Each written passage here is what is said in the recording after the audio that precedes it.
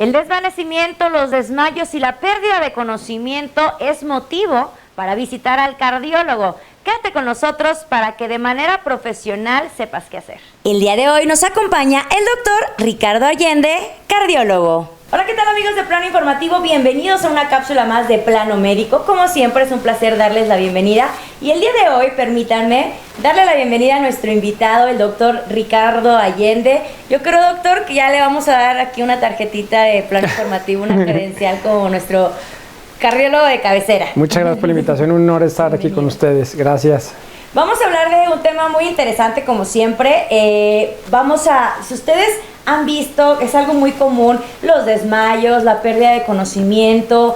¿Qué es? ¿Qué podemos hacer? ¿Quiénes son más propensos? El día de hoy vamos a hablar de síncope y disautonomía. Doctor, platícanos de manera más profesional, ¿qué es la disautonomía? Bien, la disautonomía viene de dos términos, dis, la palabra dis o el prefijo dis significa error o malo. Y autonomía viene del sistema nervioso autónomo. Eso significa que nuestro sistema nervioso autónomo no funciona de manera adecuada, está desprogramado. Y eso fundamentalmente deriva de que el sistema nervioso autónomo, que es un tipo de señal que viene desde el cerebro hasta todo el cuerpo, no regula bien la presión arterial, la frecuencia cardíaca, y entonces el paciente frecuentemente se está desmayando, tiene taquicardias, tiene trastornos del ritmo y fundamentalmente son los que es como lo contrario a la hipertensión. Son pacientes que frecuentemente tienen presión baja. Ok, ¿y qué diferencia hay de, primero, quiénes son más propensos? Bien, fundamentalmente está enfocado este problema en mujeres jóvenes como tú, de 15 a 25 años, y fundamentalmente se ve mucho más frecuente en mujeres que están muy delgadas o que por alguna razón no tienen la oportunidad de comer a sus horas, que hacen ayunos prolongados, que no se hidratan bien, o nosotros, si es que recordamos en la primaria, en los típicos saludos a la bandera, que siempre había un desmayado. Eso es la disautonomía, es la pérdida del conocimiento por una pérdida de la regulación de la frecuencia cardíaca y el paciente termina en el suelo. Doctor, nosotros como sociedad, ¿qué podemos hacer? Como lo dices, era algo muy común ver a una persona que se desmayara. Ahora, ¿cómo podemos diferenciar un desmayo a una disautonomía? ¿Y cuáles son las consecuencias de no atendernos? Y bueno, primero eso. Ya me entraron muchas dudas. Sí, son muchas cosas. Bien, de hecho el desmayo es una parte de la disautonomía y hay muchas manifestaciones distintas. Dentro de la disautonomía, o también a veces se le conoce como síncope vasovagal o síncope neurocardiogénico, este trastorno es un error en la comunicación del cerebro con el corazón. Y hay tres tipos. Uno de ellos es que el corazón empieza a bajar la frecuencia cardíaca cuando el paciente permanece mucho tiempo de pie, y esto es porque en los miembros inferiores se secuestra a veces hasta el 60% de la sangre.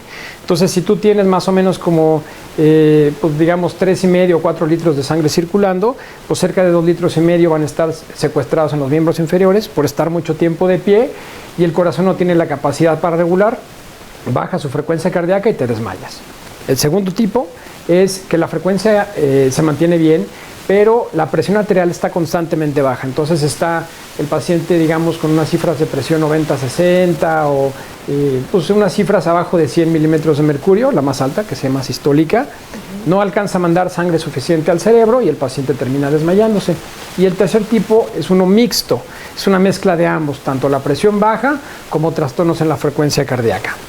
Ahora, ¿en quién lo sospechamos? Fundamentalmente cuando nosotros vamos al médico y le sacan sangre o al laboratorio o platican sobre algún tema así medio escabroso o algo que tiene impacto en la conciencia del paciente, empiezan a sentirse mareados, se ponen pálidos, así sudorosos, y el paso siguiente, si es que no se regula y el paciente no se acuesta, es que se va a caer.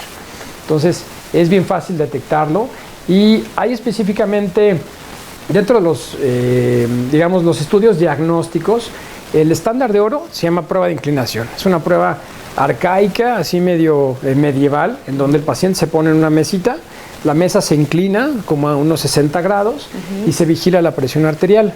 Después de cierto tiempo alcanzamos a ver trastornos en la frecuencia y en la presión, y ahí es donde se hace el diagnóstico.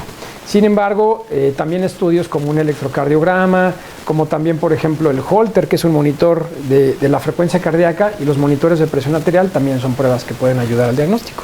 Doctor, por ejemplo, en las personas que ya les pasó esto, ya sufrieron un desmayo, normalmente, como siempre, no nos atendemos a tiempo. ¿Qué es lo que tendríamos que hacer como número uno? O sea, ir con ustedes a que nos revisen y cómo podemos prevenirlo. Bien, principalmente como tú lo mencionas, es importantísimo acudir con un cardiólogo. Esa es la primera regla.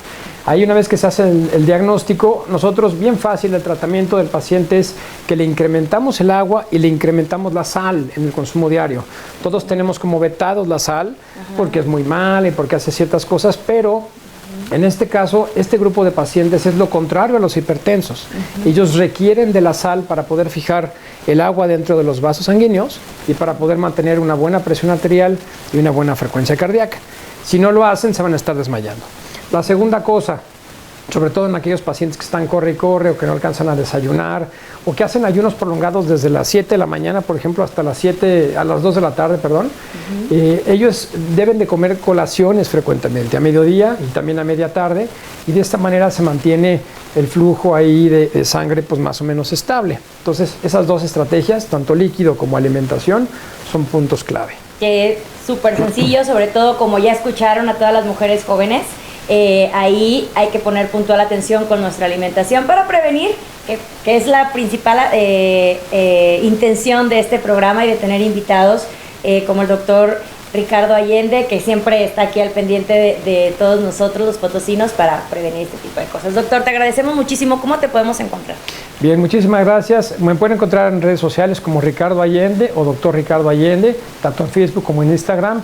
Y mi consultorio está en Camino a la Presa, número 215. El teléfono es 4448-130056 y les agradezco muchísimo la atención. Gracias, Ana. Gracias. Así concluimos una cápsula más de Plano Médico. Los invitamos a visitar nuestra página web www.planoinformativo.com, a seguirnos en nuestras diferentes redes sociales y ahora ya nos puedes escuchar a través de Amazon Music y Spotify. Yo soy Ana Reina Ríos de la Peña. Hasta la próxima.